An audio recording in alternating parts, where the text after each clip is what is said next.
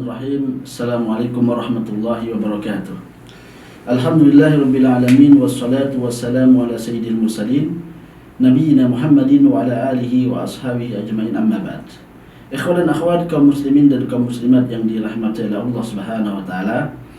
Pada kesempatan kali ini kita akan membahas terkait dengan penyelenggaraan jenazah.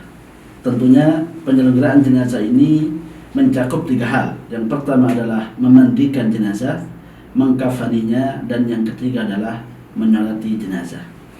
Ada beberapa peralatan yang perlu untuk kita sediakan. Jadi alat-alat yang perlu untuk kita sediakan ketika kita akan menyelenggarakan jenazah.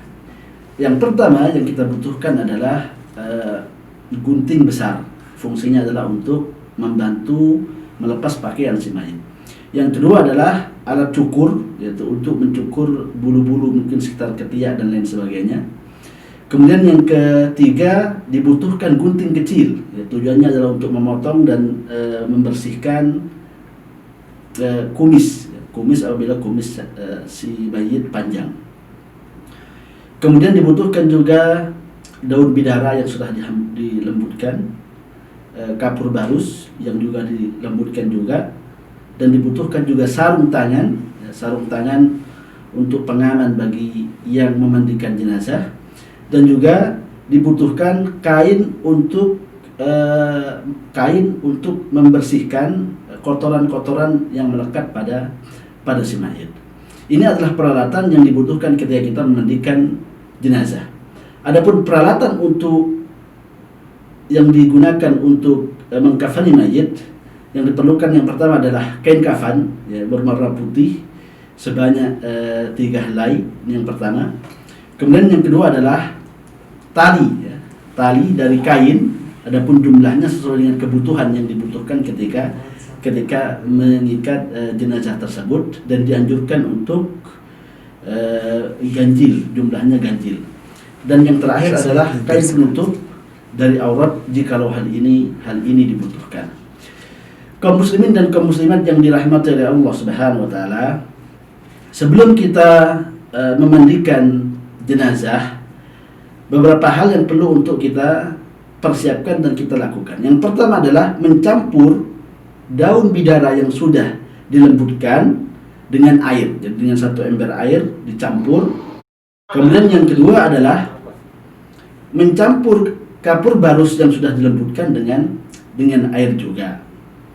Ini merupakan persiapan-persiapan sebelum kita melakukan atau memandikan jenazah. Persiapan yang lain, ya, sebelum kita memandikan jenazah, yang pertama adalah melepaskan pakaian si mayit. Jadi pakaian si mayit yang digunakan oleh si mayit dilepaskan, dan ini kita bisa minta bantuan gunting, ya, agar kemudian mudah untuk melepaskan pakaian tersebut dan tidak berpotensi untuk menyakiti si mayit. Maka dipotong dan digunting pakaian-pakaian tersebut, ya, sesuai dengan yang diperlukan dan dibutuhkan, sehingga kemudian bisa dilepaskan dari tubuh si mayit.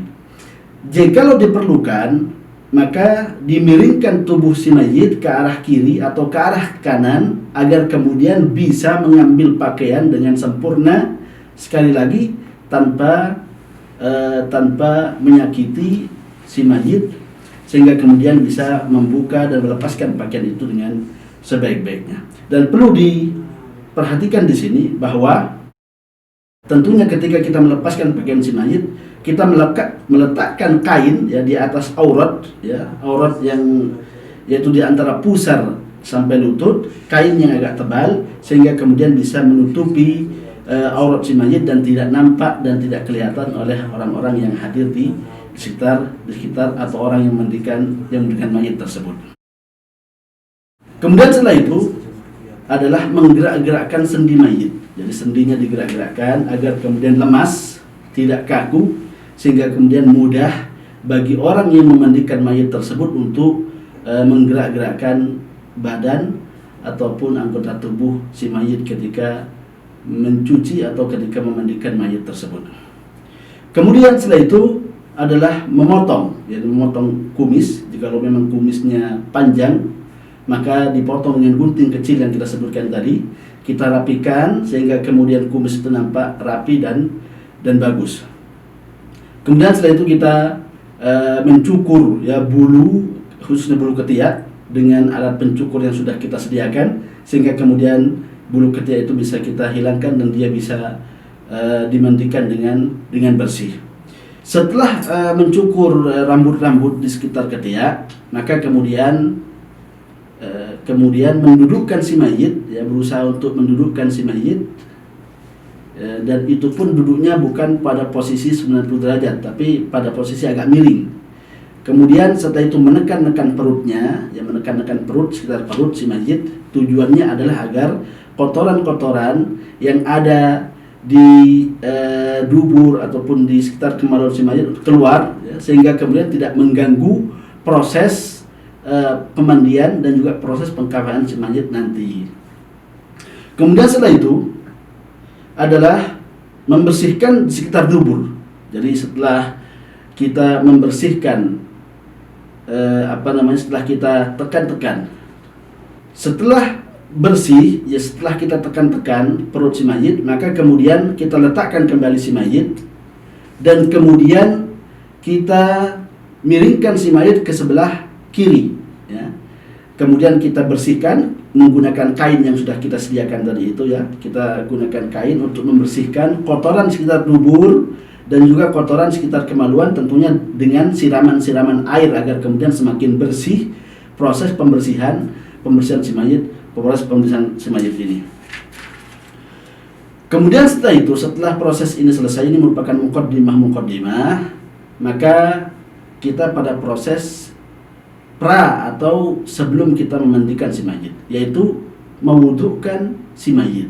Jadi kita mewudhukan si mayit sebagaimana kita berwudhu ketika sholat. Maka kita mencuci tangan si mayit 3 kali, ya, mencuci tangannya 3 kali dengan pelan-pelan, ya. Baru kemudian mengkumur-kumurkan kumur-kumur bagi si mayit, yaitu dengan membasahi bibirnya, ya, membasahi bibir dan dibersihkan, ya, dengan air, dan juga memasukkan air ke hidungnya untuk dibersihkan, memasukkan air ke hidungnya agar kemudian dibersihkan, dan ini seperti al-istinsyaq, ya, seperti membersihkan air dengan membersihkan hidung dengan air. Kemudian setelah itu adalah mencuci wajah, jadi mencuci wajah si mayit, ya, dan ini dilakukan 3 kali. Kemudian mencuci tangan sampai ke siku 3 kali, ya. Dimulai dari tangan kanan, baru kemudian tangan kiri masing-masing 3 kali. Kemudian mencuci kepala 1 kali, dan dilanjutkan dengan mencuci telinga. Mencuci kepala dilanjutkan dengan mencuci telinga, dan yang terakhir adalah mencuci kaki kanan dan kaki kiri masing-masing 3 kali, didahului dengan kaki kanan. Kaum muslimin dan kaum muslimat yang dirahmati oleh Allah Subhanahu wa taala, setelah proses ini, ya, maka kemudian setelah itu memulai untuk mencuci dan memandikan mayit dengan air yang dicampur dengan daun bidara. Dimulai dari kepala, jadi kepala dicuci dengan air dan kemudian digosok-gosok sampai bersih, ya, di sekitar kepala, muka dan lain sebagainya, ya. Digosok-gosok sampai kemudian bersih. Kemudian mencuci bagian kanan dari tubuh si mayit. Jadi dahulukan tubuh bagian kanan dulu dari si mayit, dicuci setangan, ya. Kemudian setelah itu memiringkan mayit ke sebelah kiri agar kemudian mudah bagi dia untuk apa?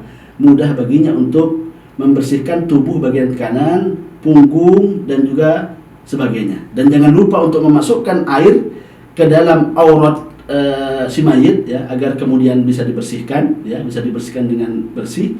Baru kemudian mencuci kaki sebelah kanan si mayit. Baru kemudian berpindah ke sebelah kiri, melakukan hal yang sama, ya.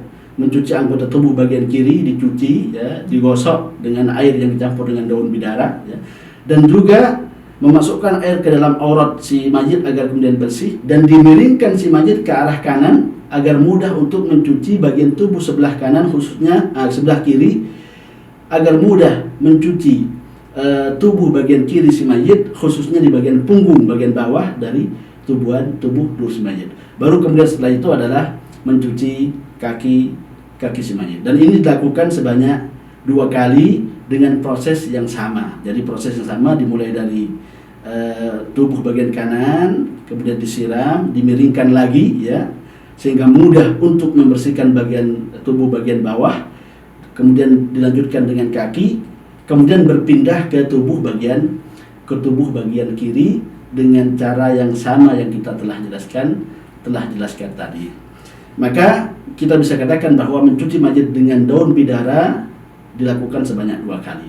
Dan yang terakhir adalah mencuci mayit atau menyiram mayit dengan dengan air yang dicampur dengan kapur barus. Dan ini dilakukan 1 kali saja. Jadi mulai dengan kepala disiram tanpa digosok dan lain sebagainya, hanya disiram saja. Kemudian anggota tubuh bagian kanan ya, tubuh bagian kanan, dan juga menyiram auratnya ya, aurat dari si mayit. Kemudian memiringkan tubuh si mayit ke sebelah kiri agar kemudian dibersihkan tubuh bagian kanannya, bagian bawah dan lain sebagainya. Maka kemudian dicuci dengan kakinya dengan air yang dicampur dengan kapur barus.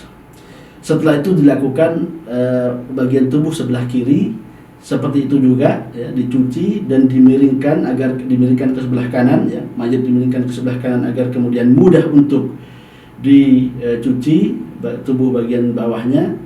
Demikian juga selanjutnya dicuci bagian kaki. Maka setelah ini semua selesai, sudah proses pencucian jenazah atau pemandian jenazah telah kita lakukan.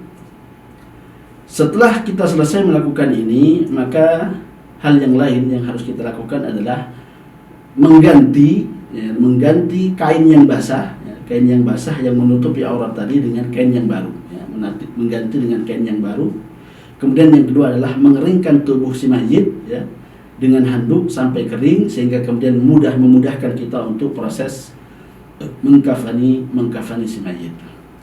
Setelah selesai ini semua, maka sekarang kita memindahkan si mayit ke tempat atau ke meja yang sudah disiapkan kain kafan di dalamnya. Jadi ada 3 helai kain kafan yang tentunya di bawahnya sudah ada tali-tali disiapkan untuk mengikat kain kafan ini. Ketika proses mengkafan ini, kita pindahkan mayit ke tempat yang sudah siap kain kafan di atasnya. Ya, ada 3 helai kain kafan yang sudah kita siapkan, yang di bawahnya ada tali-tali siap untuk diikat ya. Sebelum ditutup kain kafan ya, maka dianjurkan untuk memberikan minyak wangi, wewangian di tempat sujud dari anggota sujud dari si mayit, yaitu di kening, di kedua belah telapak tangan, di lutut dan juga di kaki ya. Kemudian setelah itu ditutup kain kafan ini ditutup ya. Yang pertama, kain kafan pertama ditutup ya. Dimulai dari sebelah kanan, baru kemudian sebelah kiri. Dan tentunya tidak lupa ketika kita menutup kain kafan ini, kita mengambil penutup aurat ya, yang menutupi aurat si mayit, kita ambil, kita lepaskan dari si mayit, baru kemudian kita sempurnakan penutupan kain kafan yang pertama, helai pertama dari kain kafan ini. Baru kemudian kita lanjutkan kain kafan yang kedua, dimulai dari sebelah kanan, sebelah kiri. Kemudian setelah itu kain kafan yang ketiga dari sebelah kanan ke sebelah kiri juga. Yang terakhir adalah proses pengikatan ya, diikat kemudian mayit ini dengan kain kafannya diikat di tubuhnya, di tengah, di kakinya, kecuali di kepala atau wajahnya. Jadi proses penutupan wajah ini terakhir ya. Sebelum proses penutupan wajah ini, diperbolehkan bagi keluarga dan kerabat si mayit untuk datang mencium dan mendoakan si mayit agar diampuni oleh Allah Subhanahu wa taala. Setelah proses ini selesai semua, maka kemudian ditutup kepala si mayit dan diikat dengan tali ya. Dan ini merupakan pengikatan terakhir. Tidak ada kesempatan lagi bagi keluarga si mayit untuk melihat wajah si mayit sekali lagi. Maka setelah ini selesai proses pengkafanan untuk si mayit ini. Proses yang terakhir adalah proses menyolati si mayit ya. si mayit kita letakkan pada sebuah tempat, kemudian setelah itu kita berdiri. Ya, kalau laki-laki maka kita berdiri sejajar dengan kepala, kalau perempuan kita berdiri di sekitar perut, ya, di perut si mayit. Maka kemudian kita bertakbiratul ihram. Jadi takbir dalam sholat mayit ada 4 takbir.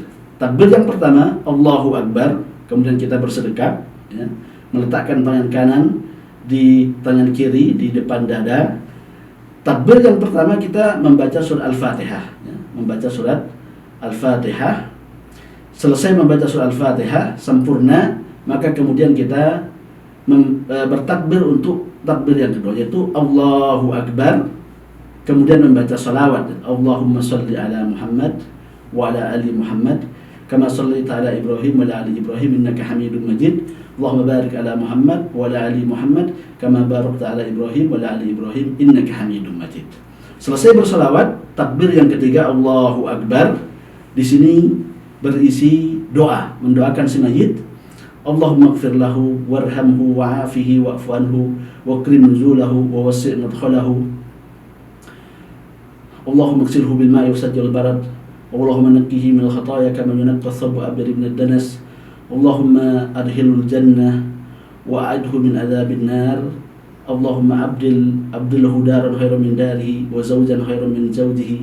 Ini merupakan doa yang dibaca ketika kita takbir pada takbir yang ketiga, ya. Kemudian setelah kita berdoa untuk si mayit, baru kemudian takbir yang keempat Allahu Akbar, berhenti sejenak, baru kemudian salam 1 kali ke arah kanan, Assalamualaikum warahmatullah. Setelah ini maka selesailah proses penyelenggaraan jenazah, ya, mulai dari memandikan, mengkafani, dan yang terakhir adalah menyolati jenazah ini. Ini mungkin yang kita bahas pada kesempatan kali ini. Semoga bermanfaat bagi kita semuanya. Wassallallahu ala nabiyil mustafa wa ala alihi wa sahbihi wasallam. Wa akhiru da'wana alhamdulillahi rabbil alamin. Assalamualaikum warahmatullahi wabarakatuh.